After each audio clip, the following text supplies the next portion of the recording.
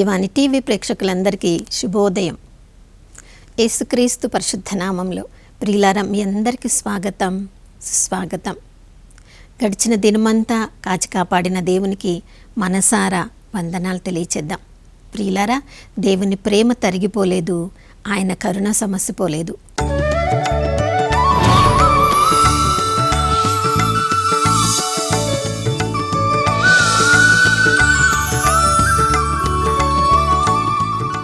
ప్రతి ఉదయము ఆ ప్రభువుని ఎవరెవరు వెతుకుతూ ఉంటారో వారందరిపై నూతనంగా తన ప్రేమను, కరుణను, కృపను కుమ్మరిస్తానని వాగ్దానం చేసిన దేవుడు నమ్మదగినవాడు, విశ్వసనీయుడు అని ప్రియులారా విలాప గీతంలో 3వ అధ్యాయము 21-22 వచనాలు మనం చదువుతున్నాం.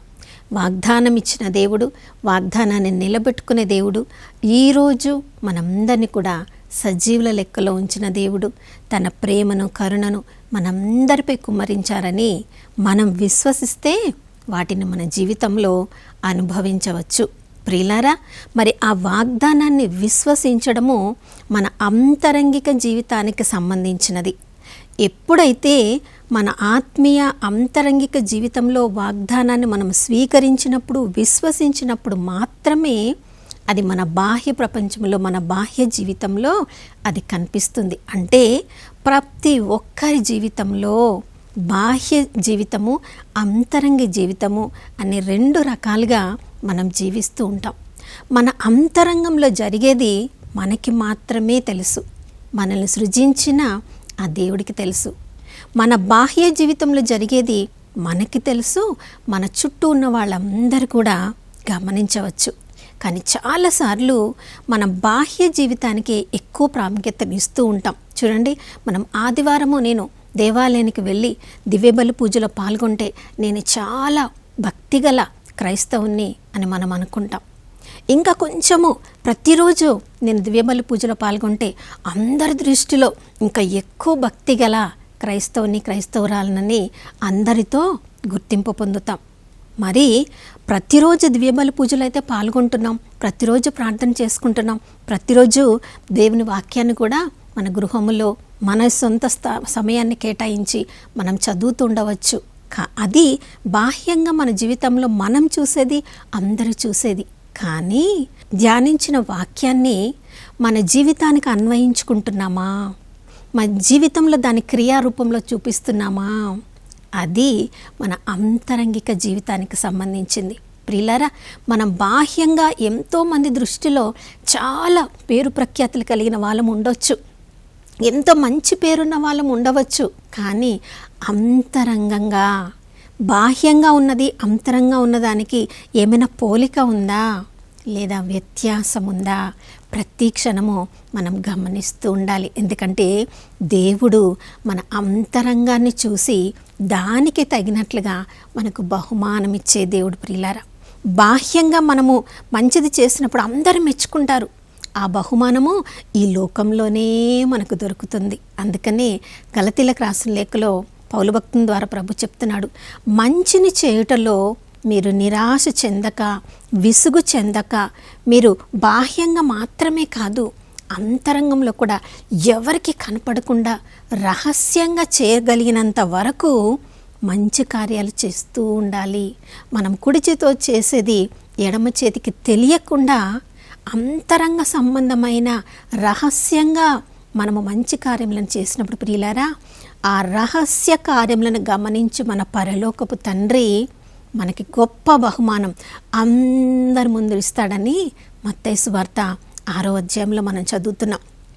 కానీ చాలాసార్లు మనం ఏం చేస్తాం, ఏదైనా ఎవరికైనా మంచి కార్యాలు చేస్తున్నప్పుడు అందరికీ తెలిసేలా, ఒకవేళ ఆ సమయంలో మనకు కావాల్సిన వాళ్ళందరూ గుర్తించలేకపోతే దాన్ని ఫొటోస్ తీసుకొని ఫేస్బుక్లో పెడతాం, వాట్సాప్లో పెడతాం, అన్ని రకాల సోషల్ మీడియాలో దాన్ని చెప్పి నేను ఇది చేశాను అని అందరికీ డాంబికంగా మేళతాళాలతో మనం చేస్తాం. కానీ ప్రభు అంటున్నారు, మీ బహుమానం ఇక్కడే మీకు దొరికింది, పరలోకంలో మనకి బహుమానం రావాలంటే రహస్యంగా మనం చేసే మంచి కార్యాలు ఉండాలని ప్రభు ఈరోజు ఉదయకాలంలో మనకు చెప్తున్నాడు. ప్రియులారా, ఒక జరిగిన సంఘటన ఇలా నేను చదివాను. ఒక యవనస్తుడు చక్కని సాయంకాలం పూట తన యొక్క స్నేహితురాలతో కలిసి ఒక చక్కగా భోజనశాలకు వెళ్ళారు. అక్కడికి వెళ్ళి చక్కగా భోజనం ప్యాక్ చేయించుకొని కారులో తన స్నేహితురాలు ఎదురు చూస్తూ ఉన్నప్పుడు వెళ్ళాలి అని చెప్పి హడావిడి చేసి తన ప్యాక్ని తీసుకొని కారులోకి వెళ్ళి వాళ్ళు కొంచెం దూరంలో వెళ్ళి చక్కగా పార్కులో కూర్చొని వాళ్ళు భోజనం చేయడానికి ఆ ప్యాక్ తెరిచినప్పుడు వాళ్ళు ఆ ప్యాక్లో అడిగింది చక్కని చికెన్, కానీ అందులో ఉంది చాలా డబ్బులు. అది చూడగానే వెంటనే వాళ్ళు మళ్ళీ దాన్ని క్లోజ్ చేసి మరలా దగ్గరలో ఉన్న ఎక్కడి నుంచి హోటల్లో తీసుకున్నారో అక్కడికి వెళ్ళి ఆ ప్యాక్ మొత్తం ఇచ్చేసి, నేను మిమ్మల్ని చికెన్ అడిగాను, మీరు వేరేది ఇచ్చారు చూసుకోండి అని చెప్పి ఆ డబ్బుల ప్యాక్ ఇచ్చేసినప్పుడు ప్రియులారా, అప్పటి వరకు ఆ డబ్బుల ప్యాక్ వెతుకుతున్న యజమానికి చాలా ఆశ్చర్యం. ఈ రోజంతా మేము సంపాదించి దీంట్లో పెట్టాను, ఇంకా సాయంత్రం ఇంటికి తీసుకొని వెళ్ళాలని. అయ్యో ఈరోజు నేను కోల్పోయాను కదా అని నేను అనుకున్నాను.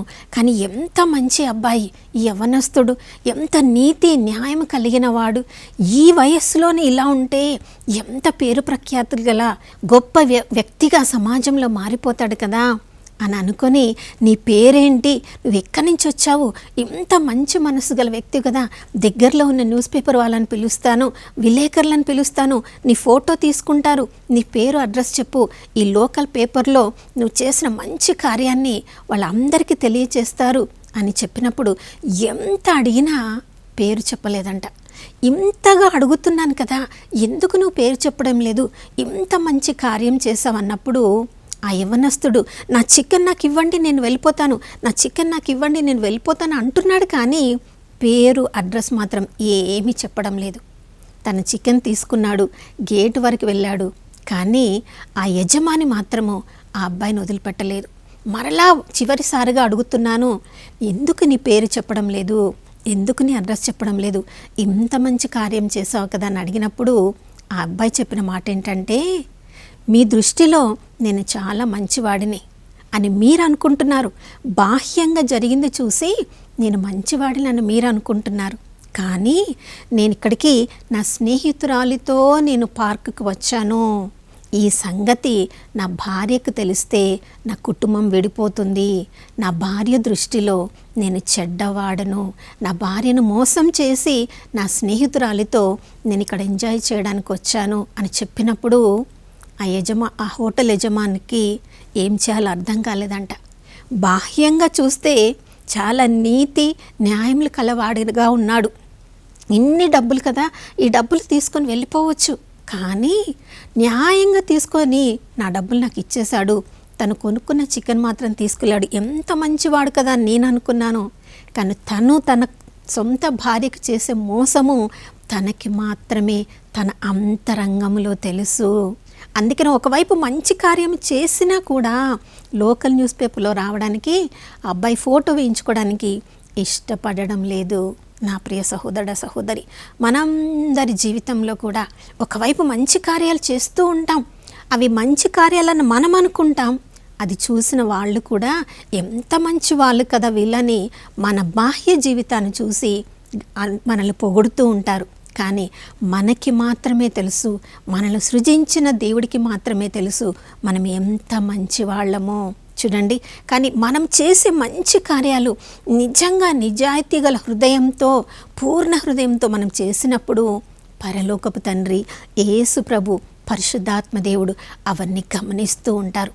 మనం రహస్యంగా చేసే మంచి కార్యాలు ఈ లోక ప్రజలు ఎవరు గుర్తించకపోయినా దానికి తగిన బహుమానం ఇచ్చే దేవుడు మాత్రము గమనిస్తూ ఉంటాడు. ప్రియులారా, మార్కు సువార్త 12వ అధ్యాయం 41 మనం చదివినప్పుడు యేసుప్రభు దేవాలయంలో కానుకల పెట్టె దగ్గర కూర్చొని ఉన్నారు.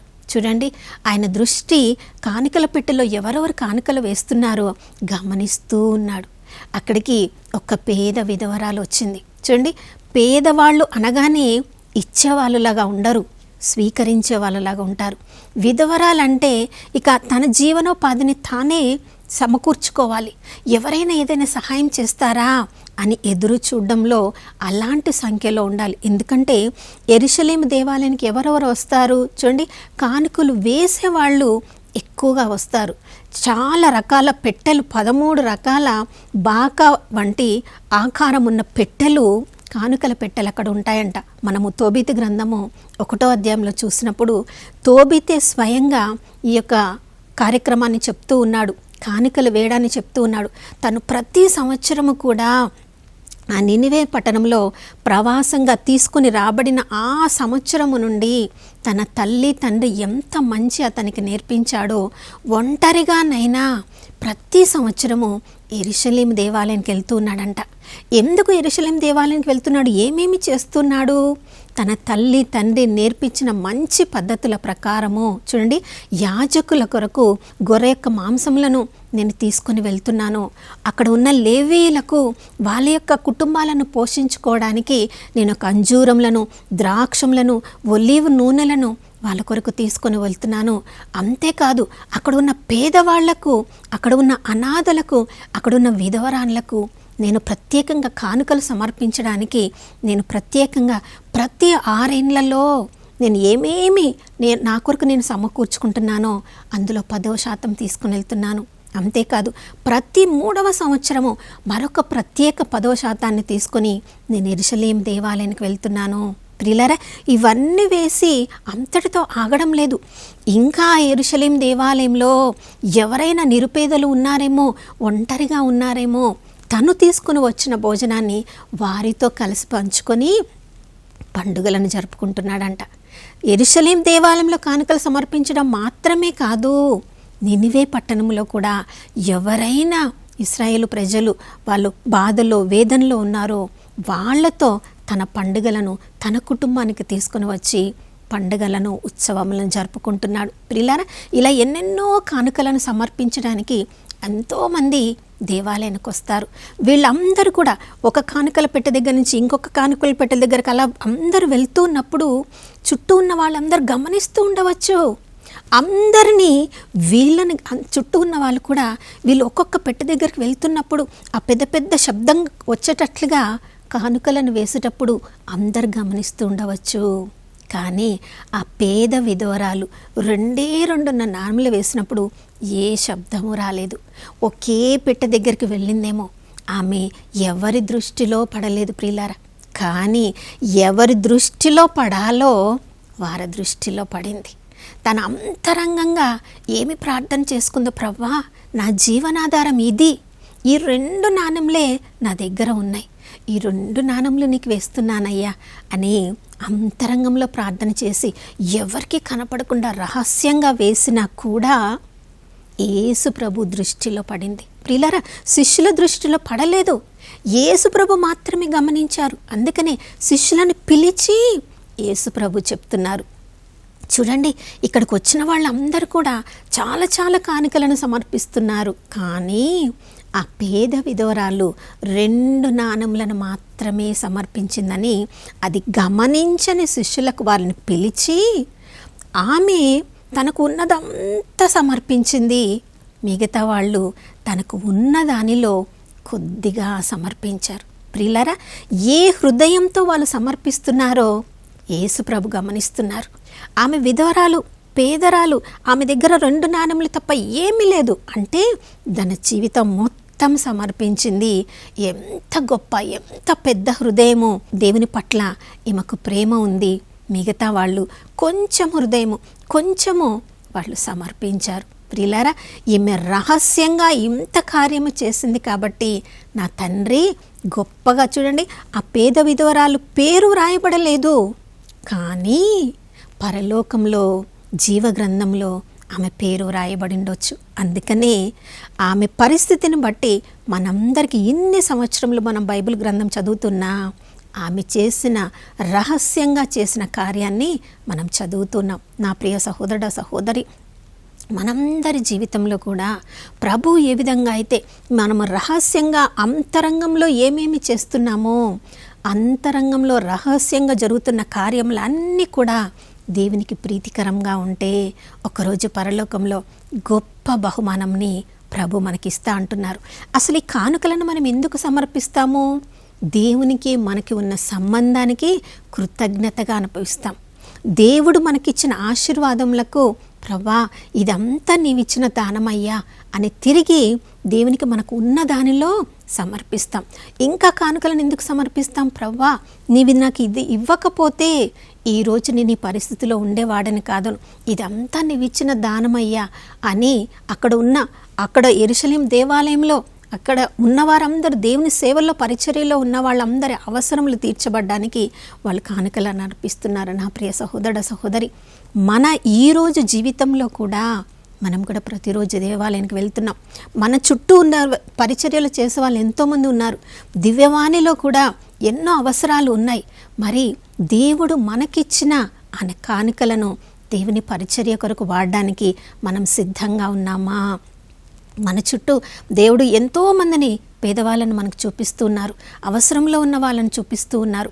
వాళ్ళందరికీ మనం సహాయం చేసేటప్పుడు డాంబికంగా చేస్తున్నామా, రహస్యంగా చేస్తున్నామా?